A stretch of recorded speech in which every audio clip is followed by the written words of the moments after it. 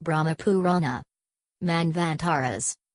A Manvantara is an era.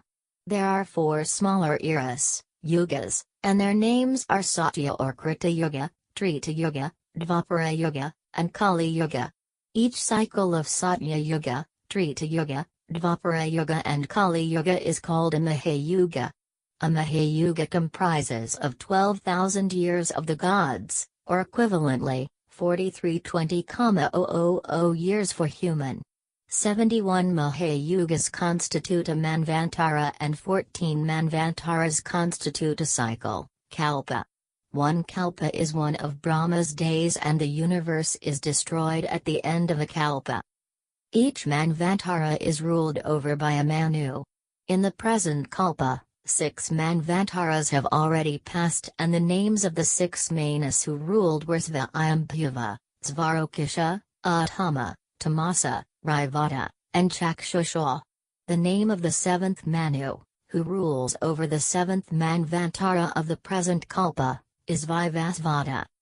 The titles of the 7 great sages, Saptarshi, as well as the title of Indra change from Manvantara to Manvantara. The gods also change.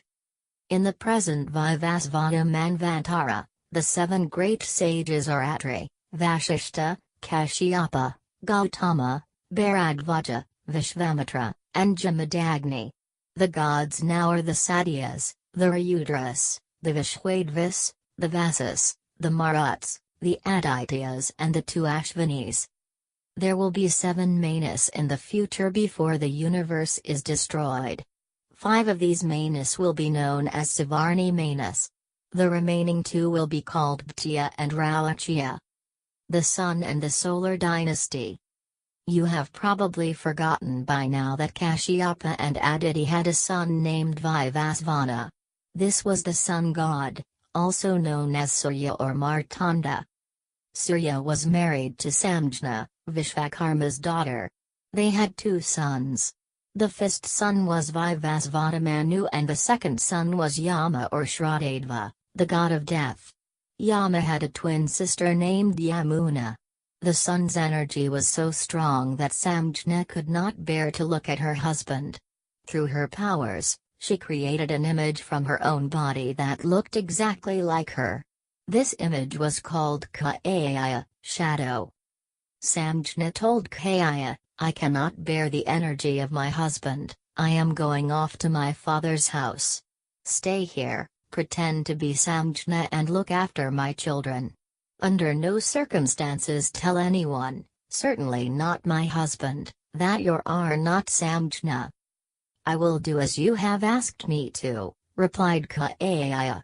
"But the moment someone curses me or pulls me by the hair, I shall be forced to reveal the truth." Samjna went to her father Vishvakarma who kept requesting her to return to her husband. But this Samjna refused to do. Instead, she went to the land known as Uttarakuru and started to live there as a mare. Meanwhile, Surya, who had not realized that Samjna had been replaced by Kaya, had 2 sons through Kaya. They were named Savarni Manu and Shani, Saturn. As soon as her own children were born, Kaya no longer displayed as much of love for Samjna's children as she used to do. Vaivasvata Manu was a quiet sort of person and he ignored the implied neglect. But Yama was not tolerant. Besides, he was also younger. He raised his leg to kick Kaya. At this, Kaya cursed Yama that his legs would fall off. Yama went and complained to Surya. "I have not really kicked her," he said. "I only threatened to. And does a mother ever curse her children?" "I can't undo the curse," replied Surya. "At best, I can reduce its severity. Your legs will not actually fall off. Some of the flesh from your legs will fall off to the earth and create worms. Thereby, you will be freed of your curse." But nevertheless, Surya felt that there was some truth in Yama's asking whether a mother would ever curse her children. He taxed Kaya with the truth, but Kaya would not reveal anything. Surya then grasped her by the hair and threatened to curse her.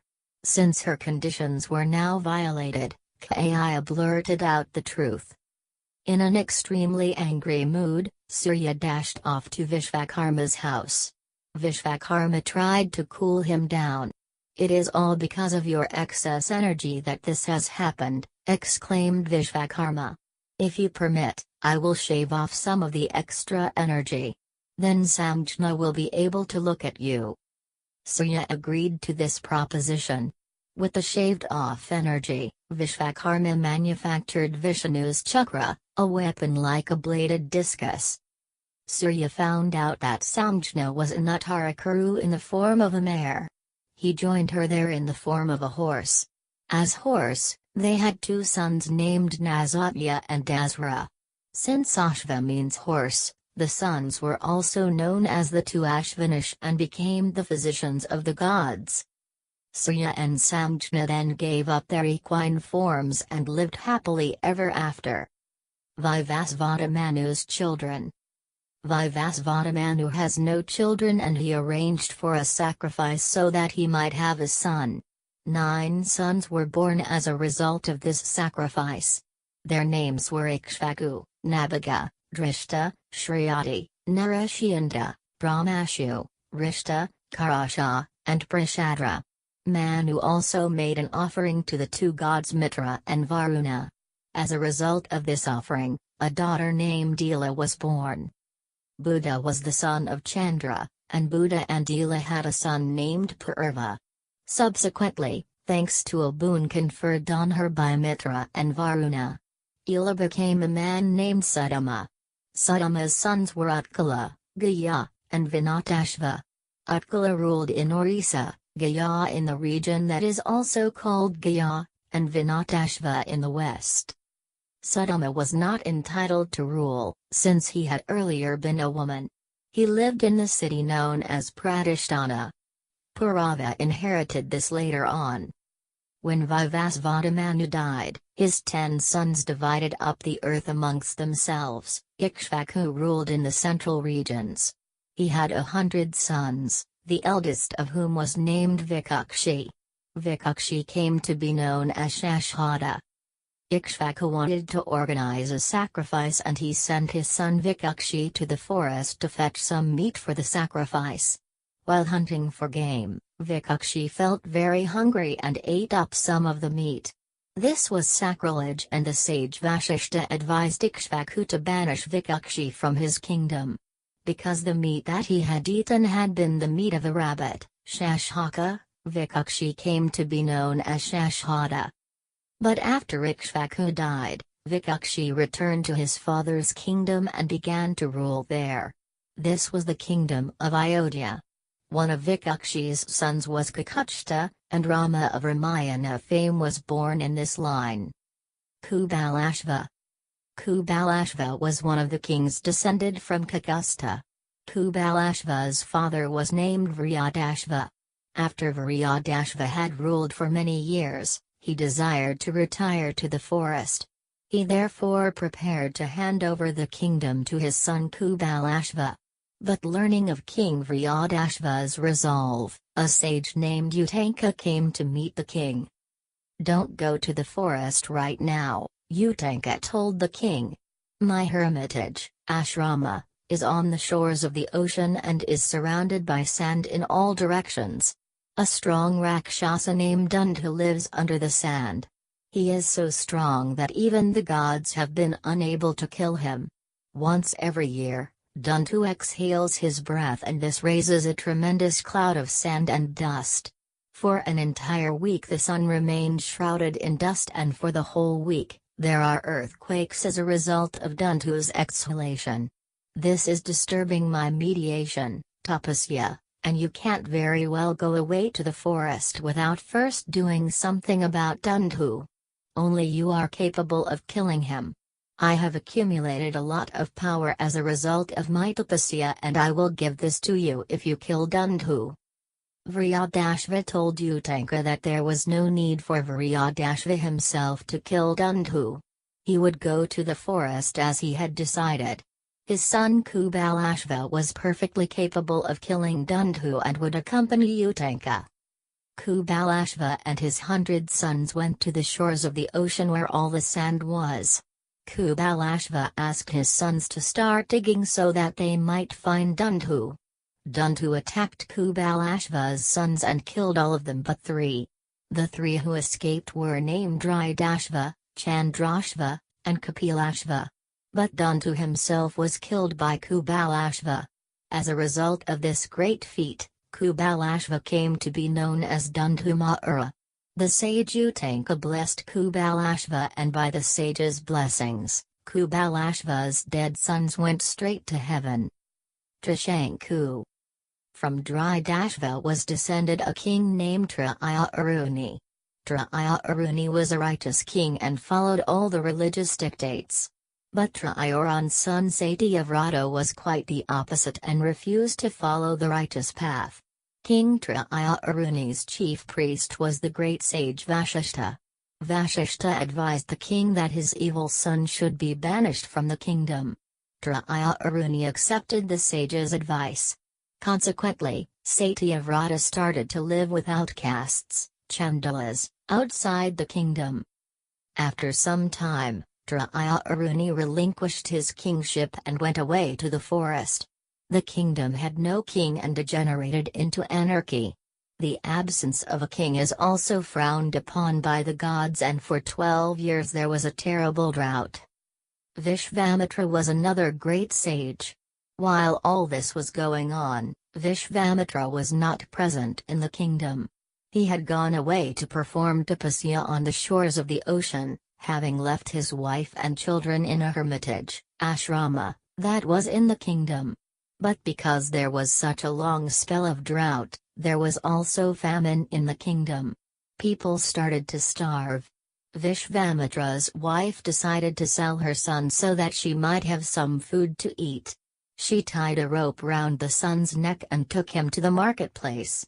There, she sold him in exchange for 1,000 cows. Since a rope had been tied around the son's neck, Gala, he came to be known as Galava. But Satyavrata discovered what terrible straits Vishvamitra's family was in. He freed Galava and started to take care of Vishvamitra's wife and children. Satyavrata had not been terribly fond of Vashishta. He blamed the sage for his banishment. When there was famine everywhere, Satyavrata stole Vashishta's cow.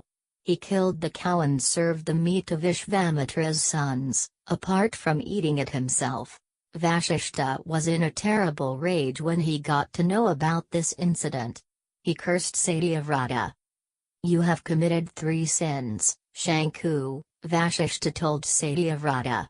"Firstly, you have angered your father Trayaruni. Secondly, you have stolen and killed a cow. Thirdly, you have eaten beef, a forbidden meat. Because of these 3 sins, you will henceforth be known as Trishanku and be eternally cursed." The word tri means 3. Satyavrata had however taken care of Vishvamitra's family when the sage was away on his meditation. After Vishvamitra returned, he was very happy to learn about what Trishanku had done and offered to grant him a boon. Trishanku desired the boon that he might be allowed to go to heaven in his own physical body. Thanks to Vishvamitra's immense powers, even this virtually impossible task was accomplished. Trishanku became king in Trayaruni's kingdom and Vishvamitra acted as his chief priest. Sagara. Trishanku's son was Harishchandra, and from Harishchandra was descended the king named Bho. Bho devoted too much time to pleasurable pursuits. The upshot of this was that the defense of the kingdom was not properly taken care of. Enemy kings seized this opportunity to attack Bho's kingdom. They drove Bhout, and Bho went off to the forest with his wife Yadavi. The enemy kings who dislodged Bho were led by the Hyhaya and Telajanga kings. They were aided by the Shakas, Yavanas, Paradas, Kambojas, and Pallavas. King Bho died in the forest. His wife Yadavi desired to die on her husband's funeral pyre. But since Yadavi was pregnant at the time, the sage Arva persuaded her that such an act would be a sin. He brought Yadavi to his own hermitage and began to take care of her. But had also a second wife, and she had once tried to poison Yadavi. The poison, Gara, had however done Yadavi no harm and emerged when the baby was born. Since the baby was born together with poison, he came to known as Sagara. The sage Arva took care of Sagara's education. He imparted to Sagara the knowledge of all the Shastras and also the usage of weapons. Amongst other things, Sagara acquired the skill of using a divine weapon known as Agnyastra. When he grew up, Sagara attacked the Hyaya kings and defeated them through the use of Agnyastra. He then defeated the Shakas, Yavanas, Paradas, Kambojas and Pallavas and was about to kill them all. But these enemy kings fled to the sage Vashishta for refuge, and Vashishta persuaded Sagara not to kill his enemies. Instead, the heads of the Shakas were half shaven off. The Yavanas and Kambojas had their heads completely shaven. The Pallavas were instructed that they would have to keep beards. These enemy kings also lost all right to follow the religion laid down in the Vedas. Amongst the other kings who Sagara defeated were the Konasarpas, the Mahishakas, the Darvas, the Kolas and the Keralas. King Sagara had two wives. The first was named Keshini, and she was the daughter of the king of Vidarbha. The Brahma Purana does not tell us the name of the second wife, but from the Mahabharata we know that it was Sumati. Keshini and Sumati had no sons. They therefore began to pray to Arva so that they might have sons. Arva was pleased at these prayers and said, "Both of you will have sons. But one of you will have a single son and the other will have 60,000 sons. Tell me, who wants what?" Keshini asked for a single son and Sumati asked for 60,000 sons. In due course, Keshini gave birth to a son named Panchajana. Sumati gave birth to a gourd. Inside the gourd there was a lump of meat. The gourd was placed inside a pot full of clarified butter, Krita. And from the lump of meat were born 60,000 sons. King Sagara proceeded to conquer the entire earth. As a recognition of this conquest, he initiated an Ashvamedha Yajna, horse sacrifice. In this ceremony, the sacrificial horse is left free to wander all over the earth. The 60,000 sons accompanied the horse as its guards. The horse eventually reached the shores of the ocean that lies towards the southeast. While Sagara's sons were resting, the horse was stolen. The sons started to look for the horse and began to dig up the sands in their search. In this process, they came upon the sage Kapila. Kapila had been meditating and his meditation was disturbed by the terrible din that Sagara's sons made. He gazed at them in fury and all but 4 of the sons were burned to ashes. The 4 sons who were saved were named Varhikatu, Suktu, Dharmakatu, and Panchajana. The Brahma Purana is slightly confused here. Was Panchajana Keshini's son or Sumati's son? There is some inconsistency with the account given in the Mahabharata. In the Mahabharata, it is Keshini who gave birth to 60,000 sons and it is Sumati who had a single son named Asamaja. Also in the Mahabharata, all 60,000 sons were burned to ashes. The Brahma Purana also tells us that the sacrificial horse was obtained by Sagara from the ocean. This is the reason why the ocean is referred to as Sagara.